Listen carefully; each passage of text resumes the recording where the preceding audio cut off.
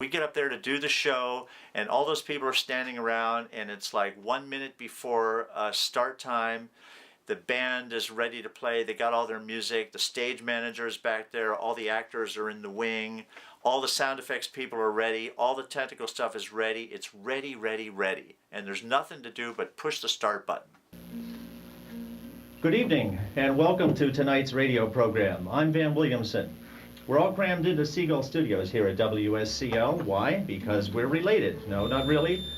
We're all here because we want to present straight-ahead, uncompromising live music and art by people who live and work here on the Delmarva Peninsula. I started working at WSCL in Salisbury, Maryland in, I'm thinking, 1988. And I just had it in my head that people would like to come to see a radio program being produced.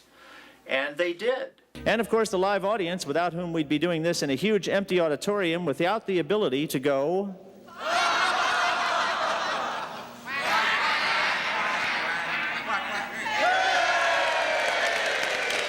So I called my friend Jack, old friend from college that I'd known for many, many years.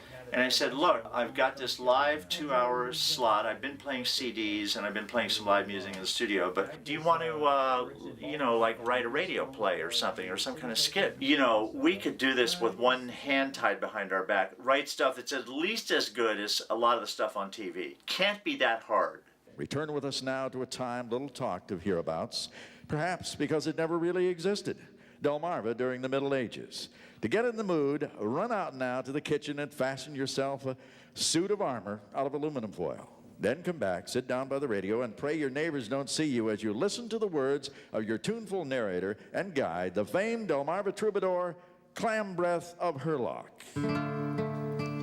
This is the story, my brethren fair, of the land ye now name Delaware, and also Virginia and Maryland. Forsooth, they now be separate states, but once they shared an equal fate. And, you know, people seem to dig it. That was the thing. And so, you know, we would be encouraged. I mean, for one thing, we'd be like, you know, because we were on the air live and everything. And, you know, as I say, we were basically making it up. The name of that song was You're My Everything. If I could read my own writing, I would have known that, but I just made up that first word. You're listening to RFD. It's radio from downtown. It's not that far from art. So slowly but surely, it developed into a format that would work. You know, Thanksgiving is just around the corner, and if you're a typical Eastern Shore family, and I realize you may not be, otherwise why would you be listening to this program?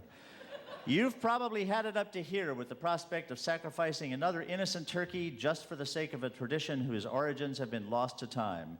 So why not try something a little different this year? Why not sacrifice a muskrat? What about it, Gene? It's snowing out tonight as we're taping this show, and I don't suppose anything would have the nerve to grow in this kind of weather, or would it? I was sitting in my kitchen listening to the radio, and my wife, Elsa, that's her over there, she called to me. The show was always like, it was like hanging by a thread. A lot of it was obviously impromptu and obviously under-rehearsed, and I always thought that people came to the show to see if we could pull it off.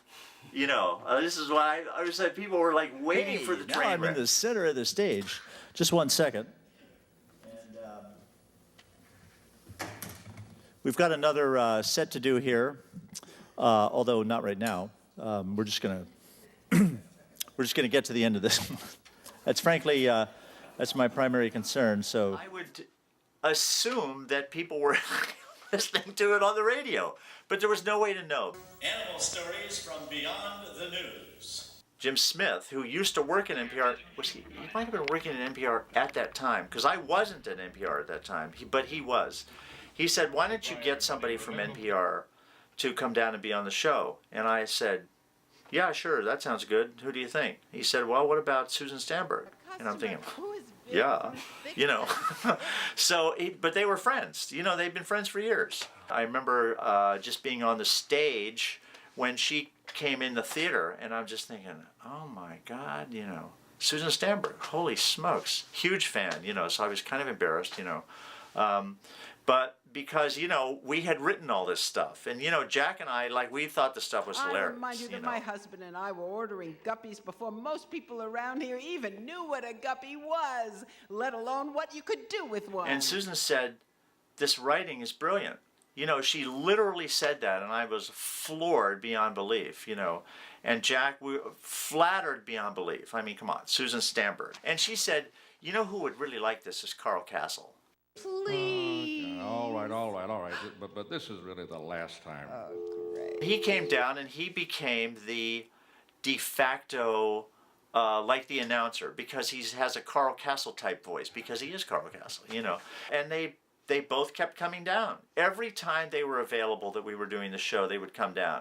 A couple of years after I started the show, hired a new general manager. I was already doing the show, and we basically never really saw eye to eye on the program. So he fired me. So he said, you know, you're just, I mean, I basically was insubordinate. I admit it, okay? Kill me, shoot me. I was unemployed for a year, knocking on the door at NPR, finally got a temp job there on Weekend Edition Sunday as a producer. I don't know at that point if I thought it was over or whatever, but people kept reminding me about it. I'm in Easton, I'm walking down the street, and some woman's driving by in the car. She sees me, pulls over the car to the curb and says something like, Van Williamson, you used to do that radio program. When are you going to do that again? That was great. I figured, okay, well, how about if I could resurrect this program? Let's do this again. This was really fun. We'll do it at the Avalon Theater. Beautiful theater, just right for the show. Holds 400 people, you know. We'll sell tickets, we'll bump up the price of the ticket to pay for the production, and just see how it goes. And so we did. We've got a big show tonight, so big we might have to go for 4 hours instead of 2, and even that could be tough if I don't stop talking and get out of the way. Let me just... I can hear the whistle blowing, babe, but I don't see no train. Slot machines. To bring business to the state and fill the coffers to overflowing.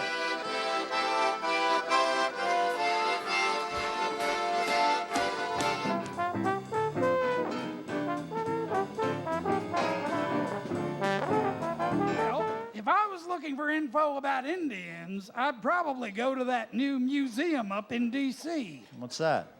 What's that?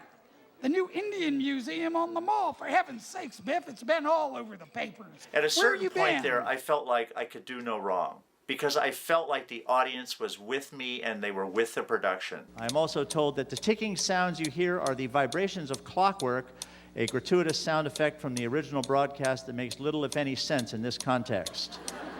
At a certain point, I thought that the show was crackling with energy. I mean, you know, it's like every show is like, you know, I could hardly breathe. It was so cool.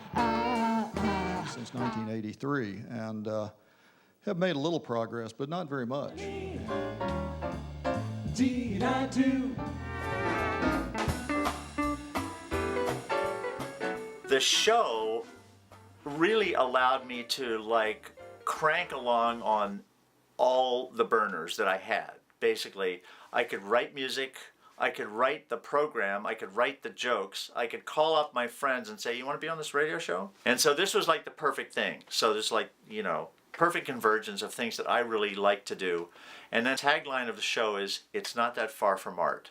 Self-deprecating, that's the kind of thing it is. It's like we're not up on a high horse, we're trying to be down in the trough, you know. And, you know, just like doing this radio show, you know, the more I do it, the more it's still like, let's put on a show. We'll be back, possibly, sometime in 2010 with a whole new effort to redefine whatever it is we're doing here. So until then, remember, if you were the Chesapeake Bay and your doctor was the EPA, do you think you'd be in favor of health care reform then? Let your congressperson know. I'm Van Williamson. See you around. Good night.